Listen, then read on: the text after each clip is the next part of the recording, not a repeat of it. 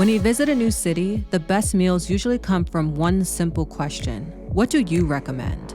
Chefs, locals, and fellow food lovers always have the answer.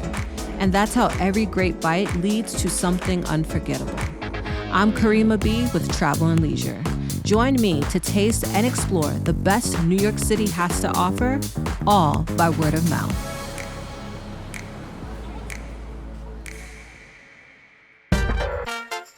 After a long flight, I need a quick change and a good meal. Luckily, I can have dinner at my hotel at Café Carmellini. Oh, wow. Wait a minute. Stay there a minute. We're married for 54 years. 58, 55. 55. I love Italian food. It makes me very happy. Thank you. You're welcome. Wow, this looks lovely.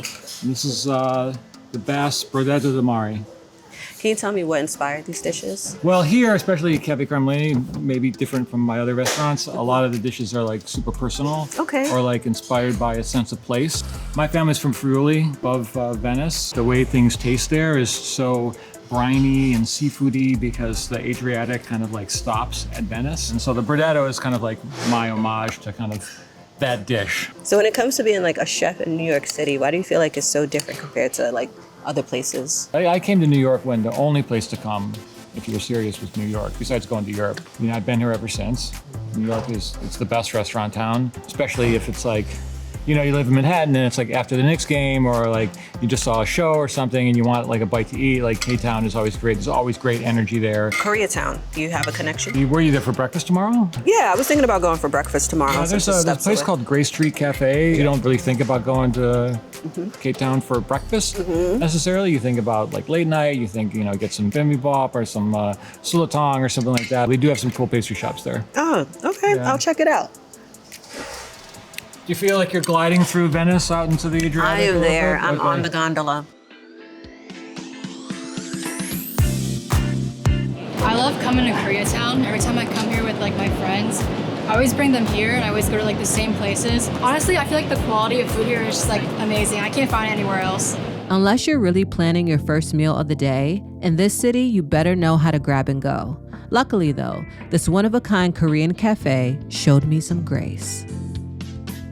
Okay, well, honestly, I don't know what to order. I was recommended to come here. Is there any flavor you want to try? Whatever you recommend. Okay. That's the vibe I'm on the whole day.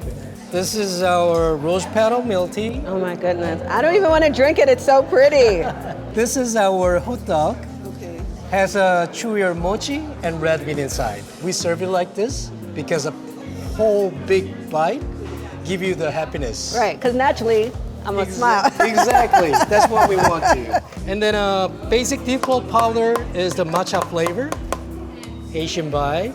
I'm born in South Korea, and then Seoul, which is capital city. Capital city is something like, kind of like New York. So when I in the New York, I kind of feel like home. Oh, nice. Yeah, I know it's a breakfast, but I would just want to give you the complimentary ice cream on the side. Oh, thank you. And then I really recommend our rose cream for dipping. I think this is going to last me some time during the day, but just in case, I'm looking to have lunch downtown, maybe near like the 9/11 Memorial area. Do you know any of like good restaurants for lunch? Marcus Samuelsson. Oh, yes, Marcus Samuelsson. They newly opened that too long ago. Yes. And they're an awesome place to go. Yes. I really recommend. Thank you so much. Thank you. Hope you enjoy. Oh, I'm sure I will.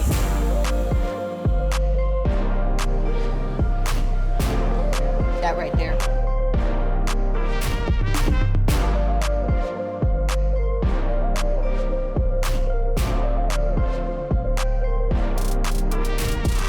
Hey. Oh, hello.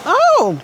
Well, hello, Marcus Samuelsson. How are you? Good. Good to see you. I wasn't expecting you to bring out a cart of Listen, nothing oysters. but the best for you, right? All right, first of all, skål. That's cheers in Swedish. Thank you. My menus very often draw from my sense of place. Coming from Africa, from Ethiopia, lived in Sweden, lived longer in New York than anywhere else. So at Metropolis, we celebrate that particularly with New York in mind. So I have just a little bit of lemongrass vinaigrette on top, and then just a cocktail sauce just to give that little kick that you wanted, not too much. And we're just gonna shoot it back. Just shoot it back? Flip that. Wow. Exactly. Not too much heat. That was great. And now the lemongrass comes Yes. afterward. Fun, do it right? again? Yeah, absolutely.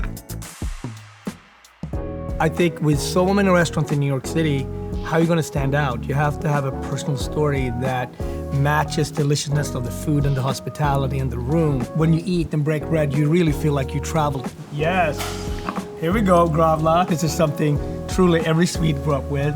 And we want to kind of make it an ode to both New York and Sweden at the same time. So we're serving this Gravlax on this pretzel, right? Pretzel. So what could be more New York than pretzel and lax, right? What was the moment when you said, I wanted to have a dish that was reflective of these two places that I know and love? Every chef, they pull their creativity, it's to her or to him, right? It's their personal journey. And I want the food to feel personal.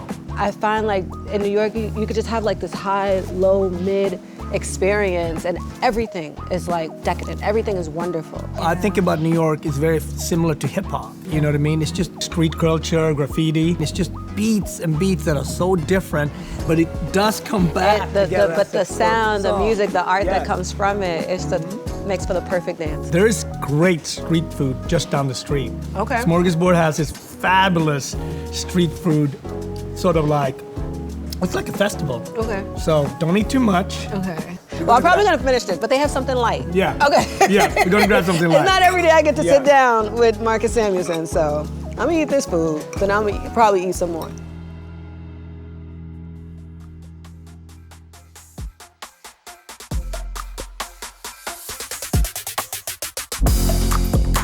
If there's one thing I love about coming here, the world is within reach, within a few city blocks, or maybe a subway ride.